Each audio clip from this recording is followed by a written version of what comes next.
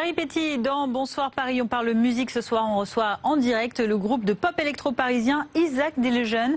Après plus de 2 millions de vues pour leur hit Couleur Mentalo ou encore Isabelle, le groupe, ça y est, vient nous parler de son troisième et nouvel album intitulé Uplifter, sorti le 8 novembre dernier. Ils seront en concert prochainement en Ile-de-France. On vous donnera les dates dans un instant, notamment à Sannois, c'est ce vendredi.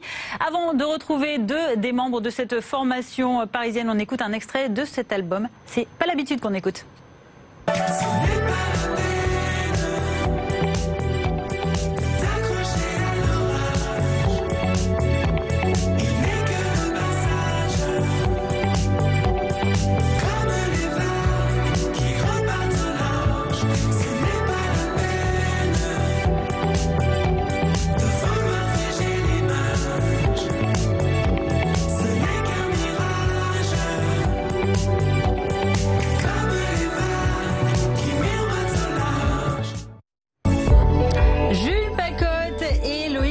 Bonsoir, ravi de vous avoir ici sur le plateau de Bonsoir Paris.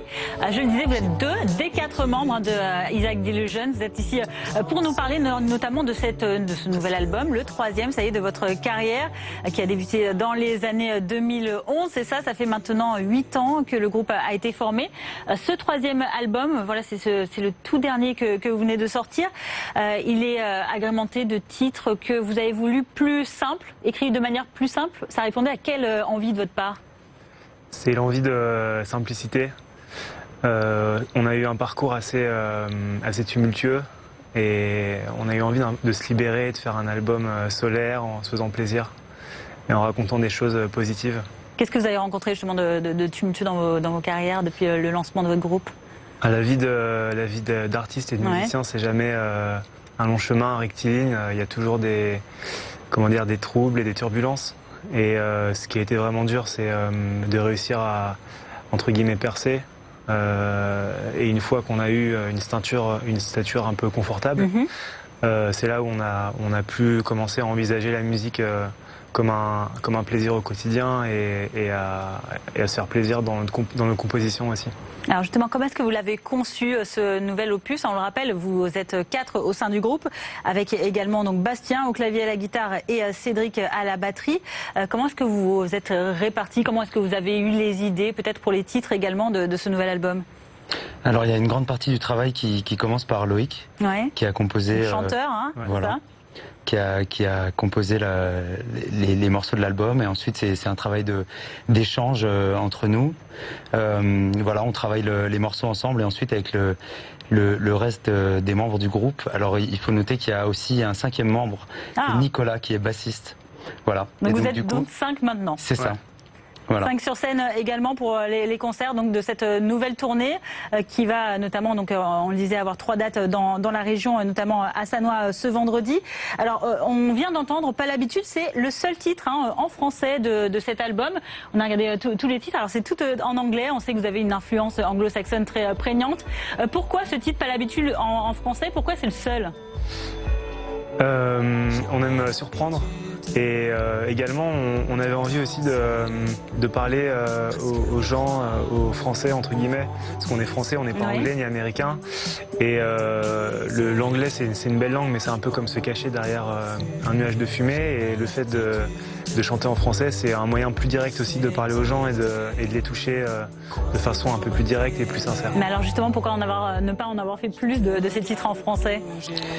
Parce que on a vraiment une influence très anglo-saxonne à la base. C'est plus facile pour vous carrément d'écrire en anglais à la base? Je pense, oui, on a été tous les deux très influencés par la musique anglaise et américaine quand on était jeunes, par nos parents, par nous, ce qu'on écoutait, nos influences. Donc du coup, c'est vrai qu'assez naturellement, on s'est tourné vers l'anglais. Et voilà, mais après, comme le disait Loïc, ça fait toujours du bien de revenir à sa langue natale et de s'exprimer dans sa langue, quoi. Alors, vous parliez justement de vos influences étant plus jeunes, il faut le rappeler, vous êtes connus, vous deux, puisque vous êtes les membres fondateurs de Isaac Delusion, vous êtes connus au lycée, c'était à Vincennes, c'est ça? Ouais, alors, vous avez fait carrière ensemble, est-ce que c'est si facile que ça de travailler avec des potes? Il paraît qu'en général, il ne faut pas travailler avec des proches. Ça marche bien pour vous, en tout cas? Jusque-là, je crois. Hein. Ouais, ça se passe plutôt bien. La bonne entente, l'amour. Ouais.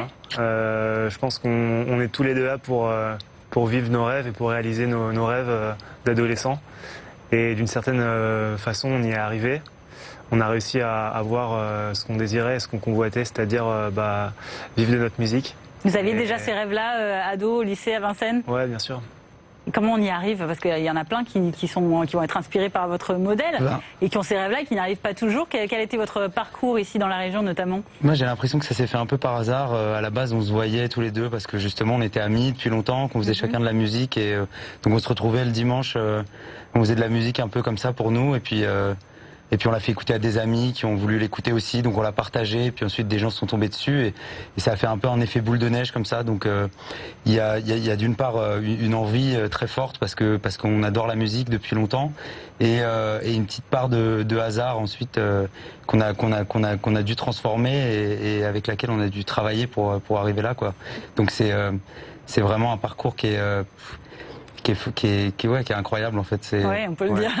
Effectivement, vous avez composé aussi votre premier album, paraît-il, dans une petite chambre de bonne dans la région. Ouais. Votre groupe, il a été découvert notamment sur le réseau social MySpace, pour ceux qui s'en souviennent encore. Ça date, ça n'existe plus aujourd'hui. Mais est-ce que pour vous, c'est important, à l'heure actuelle encore, pour les artistes, les jeunes artistes surtout, d'utiliser les réseaux sociaux?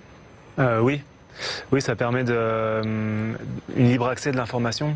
C'est un peu à double tranchant malgré tout, c'est-à-dire qu'on peut être aussi facilement noyé dans le flot d'informations, mais c'est aussi une façon de pouvoir faire voyager sa musique facilement et d'être connu avec un moyen beaucoup plus simple que dans les années 90 ou même avant. Ouais. Vous continuez aujourd'hui encore d'utiliser les réseaux sociaux pour votre promotion, pour vos différents titres? Aujourd'hui, ça fait partie intégrante vraiment d'une carrière, on n'a plus le choix. C'est indispensable aujourd'hui. Alors, dernier album, on l'a dit, c'est Uplifters. Il y a derrière tout ça une histoire, un disque dur parti en fumée. C'est quoi cette anecdote? Alors, on avait commencé notre album... On avait commencé à écrire nos chansons du coup sur un ordinateur que j'avais à l'époque et il y a eu un bug informatique et on a tout perdu. Un matin, je me suis réveillé, toutes les chansons qu'on avait écrites, il y avait des centaines de débuts de morceaux, tout a disparu. Pas de sauvegarde. Pas de sauvegarde. Voilà, je suis assez paresseux au niveau des sauvegardes et tout ça. Ça m'a servi de leçon. Ouais, voilà.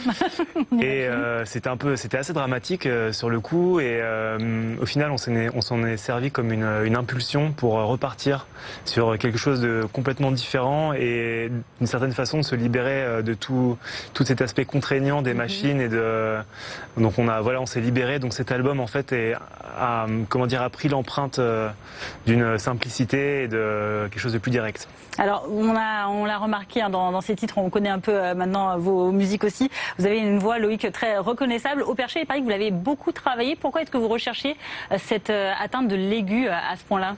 Au début, on répétait dans des petits endroits exigus avec une qualité sonore très médiocre, donc j'entendais pas ma voix.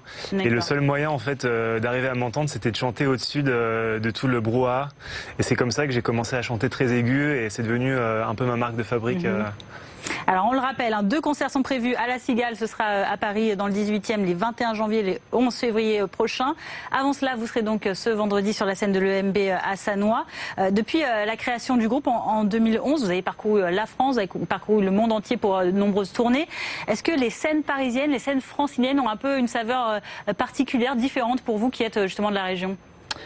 Oui, c'est toujours un exercice un peu difficile parce que c'est de là qu'on vient, c'est là où on a tous nos fans de la première heure, nos familles et puis un peu les gens qui nous suivent, les journalistes. Donc c'est toujours un challenge en plus, mais c'est un beau challenge.